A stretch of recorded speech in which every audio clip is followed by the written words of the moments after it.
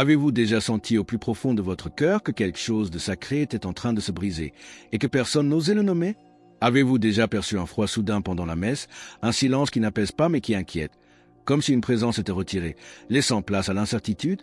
Pourquoi les églises se vident-elles? Pourquoi les pasteurs se taisent-ils? Frères, la douleur la plus profonde ne vient pas des ennemis de la foi, mais de ceux qui, revêtus de l'autorité, devraient la garder et qui, au contraire, la divisent. C'est au cœur de notre maison spirituelle que se produit la déchirure la plus poignante. Au Vatican, quelque chose a explosé. Pas symboliquement, mais réellement. Un décret dévastateur a été émis par le pape Léon XIV, et ce qui a suivi n'a été ni le silence ni l'obéissance, mais la rébellion. Oui, la rébellion, à l'intérieur, dans les sacristies, dans les couloirs du pouvoir ecclésiastique. Certains cardinaux ont tourné le dos, d'autres parlent à huis clos. Mais celui qui a des yeux pour voir, c'est que ce n'est pas seulement une crise de gouvernance. C'est un signe, une fracture qui crie. Qu'a réellement écrit le pape dans ce décret? Pourquoi a-t-il provoqué tant de peur et tant de haine? Qui sont ceux qui le défient maintenant? Et surtout, de quel côté se trouve la vérité? Ce n'est pas une simple nouvelle, c'est un appel à la veille, c'est le temps du discernement. Car quelque chose de profond bouge sous nos pieds, et celui qui dort aujourd'hui pourrait se réveiller trop tard.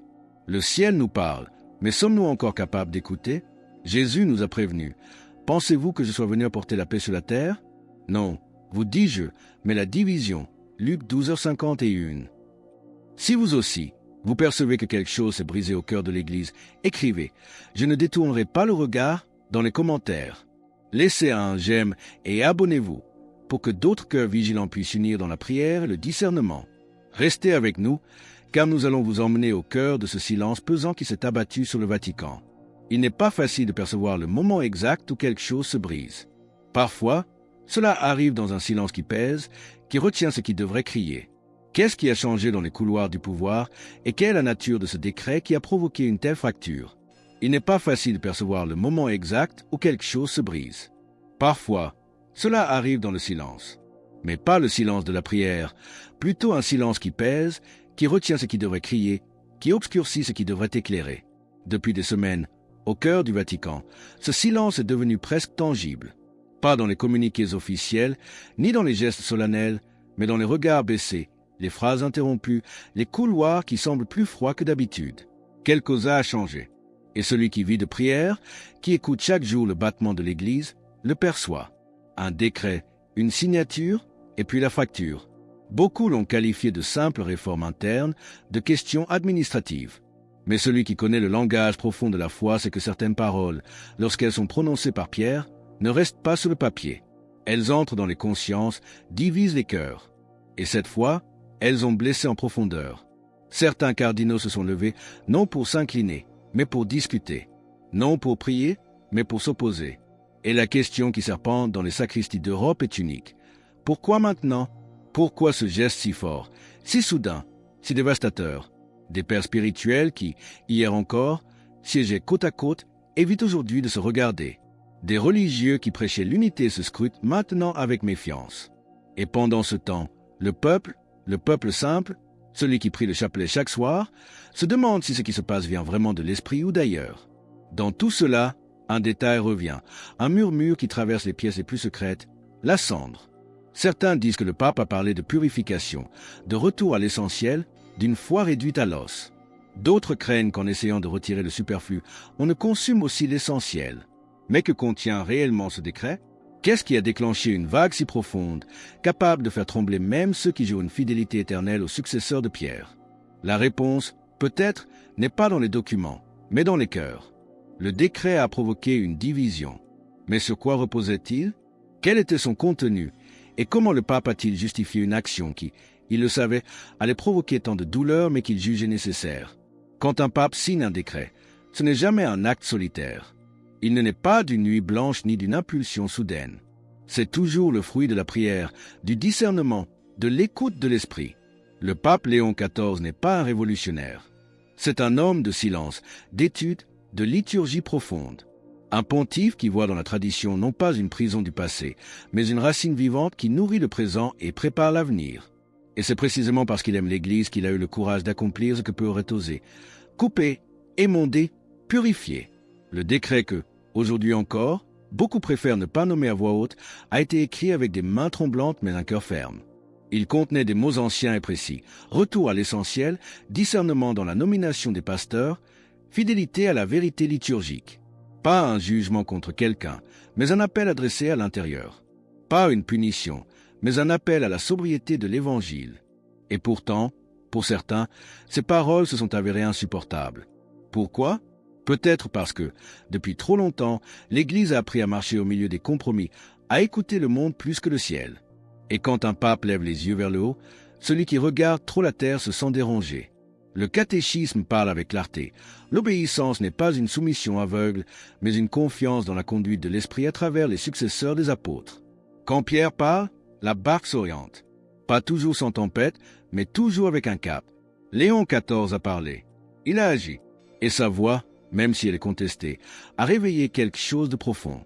Certains ont réagi avec peur, d'autres avec colère. Mais les cœurs humbles, ceux qui cherchent vraiment Dieu, ont reconnu dans ce geste une invitation à la vérité, même si cette vérité brûle comme le feu de la cendre. Nous ne sommes pas appelés à juger, mais à discerner. Et dans les temps obscurs, le discernement est une lumière. Avez-vous déjà eu le courage d'accueillir une vérité qui brûle mais qui purifie ? Si vous sentez qu'il est temps de revenir à l'essentiel, écrivez « Guide-moi, Seigneur » dans les commentaires. Laissez un j'aime et abonnez-vous pour que plus de cœurs disposés à écouter se joignent à nous. Ce décret a déclenché une crise au sommet de l'Église. Mais comment cette fracture s'est-elle manifestée dans la vie d'un simple curé de campagne ? L'histoire de Don Marco et le geste d'une paroissienne âgée révèlent la véritable nature de la bataille qui se joue. Don Marco était curé depuis 33 ans dans une petite ville du centre de l'Italie. Chaque matin, il ouvrait la porte de l'église, allumait les bougies et récitait le psaume 51 devant l'autel. C'était un homme simple, à la fois profonde et silencieuse. Quand la nouvelle du décret du pape Léon XIV est arrivée, Don Marco n'a rien dit. Il la lut attentivement, la pliait avec soin et la plaçait sous son bréviaire. Pendant des jours, il n'en a pas parlé, mais ceux qui le connaissaient bien ont remarqué un changement. Ses homélies sont devenues plus courtes, les silences pendant la messe plus longs, son regard plus lourd. Un dimanche, à la fin de la célébration, il a pris la parole d'une voix brisée. « Chers frères, aujourd'hui, je ne vous parle pas en tant que prêtre, mais en tant qu'homme blessé. J'ai consacré ma vie à cette église, mais aujourd'hui, je ne comprends plus dans quelle direction nous allons. » Puis il s'est arrêté. Le silence dans la nef était total. Une dame âgée, assise au premier rang, s'est levée. Elle a marché lentement jusqu'à l'autel, tenant à la main un petit chapelet usé.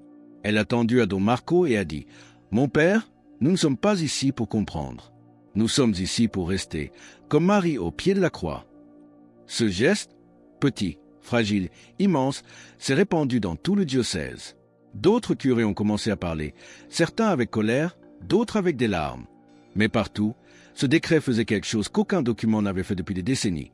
Il réveillait les consciences, poussant les prêtres à s'interroger sur le sens profond de leur vocation, et les fidèles à choisir entre suivre la vague ou rester ancrés au rocher. Avez-vous déjà eu le courage d'accueillir une vérité qui brûle mais qui purifie ? Si vous sentez qu'il est temps de revenir à l'essentiel, écrivez « Guide-moi, Seigneur » dans les commentaires. Laissez un j'aime et abonnez-vous pour que plus de cœurs disposés à écouter se joignent à nous. Don Marco, depuis ce jour, n'a plus cessé de célébrer. Mais chaque soir, avant de fermer l'église, il s'assoit au fond de la nef, devant le tabernacle, en silence, avec ce chapelet entre les mains, comme s'il attendait quelque chose ou quelqu'un. Ce geste simple d'une paroissienne âgée, un chapelet usé, est devenu un symbole puissant. Que représente vraiment cette cendre vivante ? Et comment le pape Léon XIV a-t-il utilisé ce symbole pour expliquer la différence entre une foi vivante et une foi qui n'est qu'une habitude ? La cendre, elle est silencieuse, légère, elle se pose partout sans demander la permission. Mais elle a un pouvoir que peu de gens comprennent. Pour certains, ce n'est que le résidu de ce qui a été brûlé. Pour d'autres, c'est le point à partir duquel tout peut renaître. Ce petit chapelet usé, offert à Don Marco, était fait de grains marqués par le temps, noircis par les doigts et les larmes. C'était, à sa manière, une cendre vivante, le témoin d'un chemin qui ne cède pas à la fatigue. Et pourtant, combien de fois, même dans l'Église, préfère-t-on cacher la poussière sous le tapis plutôt que de la reconnaître comme le signe de notre propre fragilité ? Le décret du pape Léon XIV a fait précisément cela. Il a soulevé le voile, il a fait tomber les masques, il a séparé ceux qui vivent la foi comme une mission de ceux qui l'interprètent comme une adaptation. Il n'a condamné personne, mais il a posé une question qui brûle. Sur quoi construisons-nous ? sur le sable ou sur le roc? Il y a deux manières de traverser ce temps. Certains réagissent comme celui qui, face à la cendre, est convaincu que tout est fini.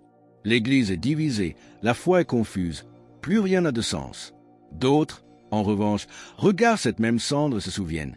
Tu es poussière et tu retourneras en poussière. Mais de la cendre, Dieu peut faire jaillir la vie. Don Marco a choisi le silence priant. D'autres ont choisi la rébellion bruyante. Mais dans les deux cas, il y a une vérité inconfortable que personne ne peut ignorer. L'Église est au milieu d'une purification. Et comme toute purification, elle fait mal, elle creuse, elle brûle. Mais elle prépare. Chaque fidèle aujourd'hui est appelé à choisir. Rester dans le brouillard des polémiques ou marcher dans la lumière de la croix. Car le Christ aussi a été abandonné, lui aussi a été incompris. Pourtant, c'est précisément de cette solitude qu'est né le pardon qui sauve le monde. Alors, en regardant ce qui se passe au Vatican, ne nous demandons pas seulement qui a raison, mais plutôt, moi, où suis-je? Suis-je prêt à rester, même si je ne comprends pas? Car le feu passe, mais celui qui reste sera de l'or. Cette épreuve est un appel à la purification personnelle. Mais est-ce un chemin que nous devons parcourir seuls? Quel est le rôle de la communauté des fidèles dans ce désert?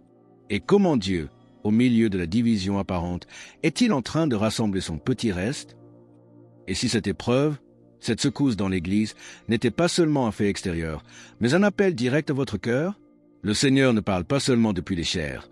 Souvent, il murmure à travers les fissures, lorsque les murs vacillent, lorsque les certitudes humaines s'effondrent.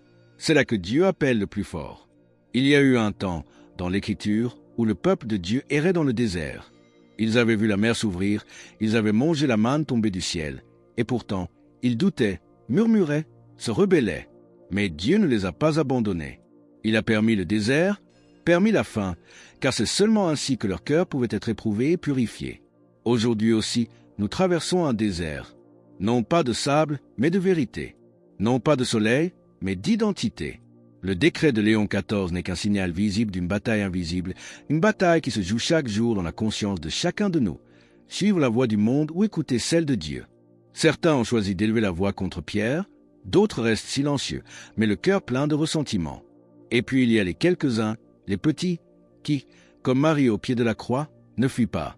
Ils ne comprennent pas tout, mais ils restent. Avec foi, avec espérance, avec amour. Et vous, où êtes-vous? Avez-vous déjà pleuré pour l'Église? Si oui, sachez que vous n'êtes pas seul. Le Seigneur recueille chaque larme, et dans chaque cœur disposé, il peut allumer un feu nouveau. Mais ce feu commence par une décision intime, silencieuse, réelle. N'endurcissez pas votre cœur aujourd'hui. Ne laissez pas la confusion vous séparer du corps du Christ. Que voyez-vous dans la cendre, la fin ou le commencement? Si vous sentez qu'il est temps de renaître de la poussière, écrivez « Faites de moi de l'or » dans les commentaires. Laissez un « j'aime » et abonnez-vous pour que d'autres cœurs éprouvés puissent trouver l'espérance. Cette épreuve est une purification. Mais la purification n'est jamais la fin de l'histoire. Dans la foi chrétienne, la nuit précède toujours l'aube. Comment la fidélité de Dieu, plus forte que nos propres doutes, nous guide-t-elle à travers cette obscurité? Et quelle est la promesse de résurrection qui se cache même au cœur de la division? Il y a des jours où la foi semble aussi fragile qu'un fil de fumée, d'autres où elle est aussi solide que la pierre. Mais la vérité est que nous ne sommes pas sauvés par la force de notre foi, mais par la fidélité de Dieu. Aujourd'hui, alors que tant de voix s'élèvent dans le monde pour juger, séparer, semer la confusion, une seule voix compte, celle qui parle dans le silence du cœur. C'est là que le Seigneur nous attend. Il ne nous demande pas la perfection, il nous demande la présence. L'Église traverse une nuit. Mais dans l'histoire du salut, la nuit n'a jamais le dernier mot. C'est dans l'obscurité que Dieu crée. C'est dans l'obscurité que Jésus transpire le sang. C'est dans l'obscurité que Marie attend la résurrection. Le pape Léon XIV, avec toutes ses fragilités, a choisi d'écouter cette voix. Il a posé un acte qu'il savait porteur de douleur, mais peut-être aussi de purification, non pour détruire, mais pour tout ramener à l'essentiel, le Christ. Nous pouvons nous plaindre, critiquer, nous éloigner, ou bien nous pouvons rester. Nous pouvons éteindre notre cœur ou rallumer la bougie de la prière. Chaque crise dans l'Église a toujours été aussi une matrice, un lieu où l'Esprit travaille en profondeur, où l'homme vacille mais où Dieu construit. C'est pourquoi, aujourd'hui, plus que d'analyser ou de prendre parti, arrêtons-nous et demandons seulement ceci au Seigneur. Fais-moi rester fidèle, même quand je ne comprends pas. Don Marco, avec ce chapelet entre les mains, nous a montré que la fidélité, ce n'est pas de tout comprendre, mais de rester. Et vous qui avez écouté, peut-être sentez-vous aussi un désir profond de retourner à la vérité, à la beauté simple de la foi. Vous n'êtes pas seul. Chaque âme qui prie, chaque cœur qui veille, chaque personne âgée qui murmure un Ave Maria maintient vivante la flamme de l'Église. Le Seigneur ne demande pas des applaudissements, il demande la vérité. Ceci n'est pas seulement l'histoire d'un pape ou d'un décret. C'est un appel à rester, à prier davantage, à éteindre le jugement et à rallumer la lumière de l'Évangile. Si cette histoire vous a touché, faites un petit geste sacré. Écrivez dans les commentaires Amen ou Seigneur, j'ai confiance en toi. C'est une prière, une offrande silencieuse que le ciel reçoit. Et si vous le souhaitez, écrivez votre prénom et votre ville, afin que nous puissions prier pour vous, car cette chaîne est une communauté vivante. Que le Seigneur vous bénisse, que sa lumière vous atteigne et que Marie vous accompagne à travers chaque doute vers la vérité. Amen.